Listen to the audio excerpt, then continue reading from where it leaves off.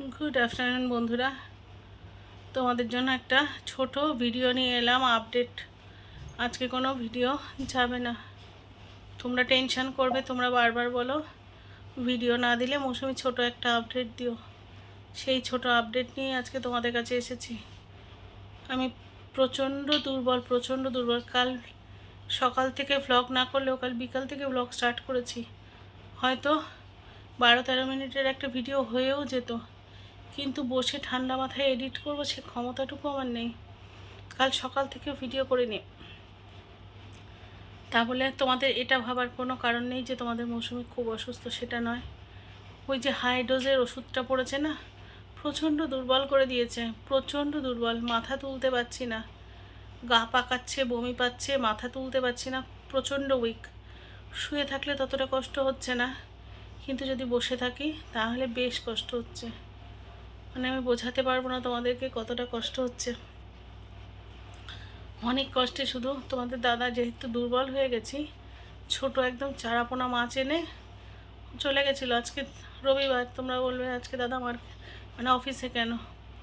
দাদার অফিসে একটু এমার্জেন্সি ছিল, তাই অফিসেরই মার্কেট, ওদের তো জানো অর্গানিক অ্যাপ আছে, তার আবার অর্গানিক মার্কেটও আছে। তো সেই এমার্জেন্সি থাকার জন্য দরুন ও অফিসে মার্কেটে চলে গেছিলো, কিন্তু আমাকে মাছ আনিয়ে দিয়েছিল একদম ছোট চারা মাছ। এবার ভাবলাম মানুষটা সেই 5:30টায় বেরিয়েছে, বাড়ি এসে কি কিছুই খাবে না, আমি রান্না করতে পারবো না, সে আলু সেদ্ধ ভাত করে রাখবো। সে এসে মার্কেট থেকে এসে আলু সেদ্ধ ভাত খাওয়া যায়? সকাল থেকে তো কিচ্ছু খাবে না, বুঝতেই পারছে। মিঠি বসে আছে, এটা মিঠি স্নান করে নিয়েছে, তো এসে আলু সেদ্ধ ভাত খাবে? একবার মাম বলেছিল, মা আলু সেদ্ধ মাছ ভাজা করো। ভাবলাম সারাদিন কষ্ট করে এসে আলু সেদ্ধ মাছ ভাজা খাবে? তোমরা বলবে তাহলে মামের কী হয়েছে, মাম তো রান্না করতে জানে। ঠিক কথা। সকালবেলা মাম ঠাকুর ঘর ডিপ ক্লিন করতে গেছে। মাম 8:30টায় ঠাকুর ঘরে ঢুকেছে। তার আগেও জিমে গেছিলো। জিম থেকে ফিরে এসে একটু চিড়ে পোলাও করেছি খেয়ে ঠাকুর ঘরে গেছিলো ডিপ ক্লিন করতে। সে এখনও ঠাকুর ঘরে, এখন 1:30 বা 1:35, এখনও মাম ঠাকুর ঘরে। তাহলে বুঝতে পারছো কীরকম ডিপ ক্লিন করছো, কী করে রান্না করবে। এবার মেয়েটার পরীক্ষা চলছে, ওর পড়াশোনাও বন্ধ দিতে পারি না। আজকে ধরো সকালটা পুরো নষ্ট হয়ে গেল।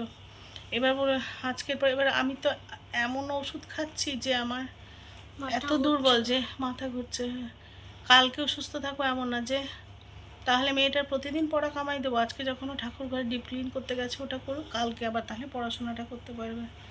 ওর পড়াশোনাটাও তো দেখতে হবে, বলো, ওর ফিউচারটা তো পুরো পড়ে আছে। এমনিতেই মেয়েটার উপর পুরো ডিপেন্ডেন্ট। আমি শুধু একটু দুটো রান্না করি কষ্ট করে। তোমাদের দাদা এসে খুব বকা দিয়েছে। ও ফিরে এসেছে 1টার সময়, এসে বলছে এই শরীরে তুমি রান্না করলে কেন, না হয় আলু সেদ্ধ খেতাম।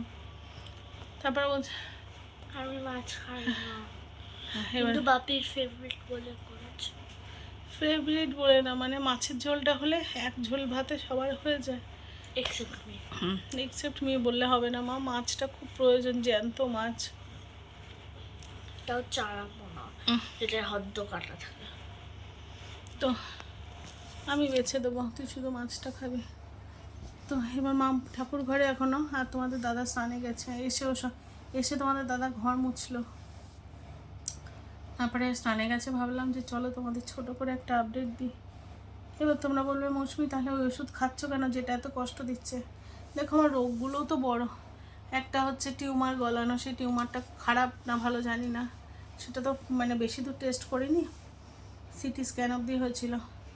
সেই টিউমার গলানো, আর একটা ব্লকেজটা ক্লিয়ার করার চেষ্টা হচ্ছে, হবে কি না জানা নেই।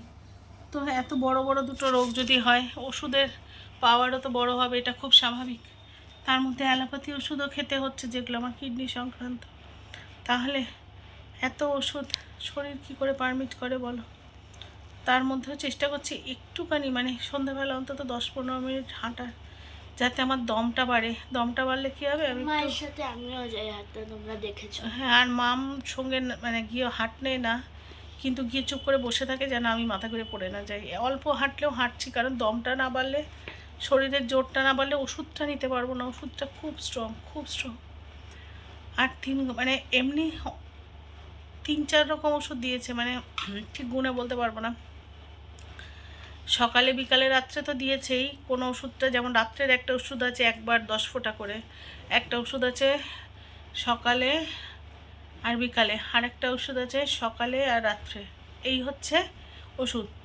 আর একটা ওষুধ আছে যেটা অল্টারনেটিভলি, দুটো ওষুধ, একটা ঠিক নয় কিন্তু একটা করে খেতে হবে, মানে দুটো ওষুধ আছে, এখন একটা 3 ঘন্টা বাদে একটা, এরকম করে করে অল্টারনেটিভলি ওই দুটো ওষুধ খেতে হবে। অন্য ওষুধে কোনো সাইড এফেক্ট হচ্ছে কিনা আমি জানি না, কিন্তু 3 ঘন্টা গ্যাপের ওষুধটা খেলে আমি আধ ঘন্টা উঠতে পারছি না, খুব কষ্ট হচ্ছে, খুব কষ্ট হচ্ছে। তো সেই জন্য ভিডিও কিন্তু করা আছে, জুড়লে হয়তো 12-13 মিনিটের ভিডিও হয়েও যেত। মা এডিট করতে পারে। আমি পারছি না এডিট করতে, তাই ভাবলাম কাল বিকাল থেকে যখন শুরু করেছি আজ রাত্রির অবধি করি, করে কালকে তোমাদের ব্লগ দেবো। তবে করা আছে কালকে আমি সারাদিন কী করেছি, কতটা অ্যাক্টিভিটির মধ্যে আছি, কতটা শুয়ে আছি, সব তোমাদের সাথে শেয়ার করব। কালকের জন্য অপেক্ষা করো। আমি শুধুমাত্র আপডেট নিয়ে এলাম। তোমরা বলো মৌসুমি ব্লগ না দিলেও তুমি ছোটো করে একটু আপডেট দিও, সেটারই চেষ্টা করলাম যে ছোটো করে আপডেট দিই। আমি এমনি ঠিক আছি, কিন্তু প্রচণ্ড দুর্বল, উঠতে পারছি না, একটু দমের কষ্ট, বুকে একটু কষ্ট হচ্ছে, আর খুব দুর্বল। দমের কষ্ট মানে বুকে ব্যথা করছে, তার জন্য দম নিতে কষ্ট হচ্ছে, এত পাহাড়ের ওষুধ বলে হয়তো। রিপোর্ট সব এসেছে, আমি টেস্ট করেছি, আমি রাত্রে বলবো। হ্যাঁ, আমি পারছি না আপাতত, এইটুকু জানো আমি এমনি ঠিক আছি, শুধুমাত্র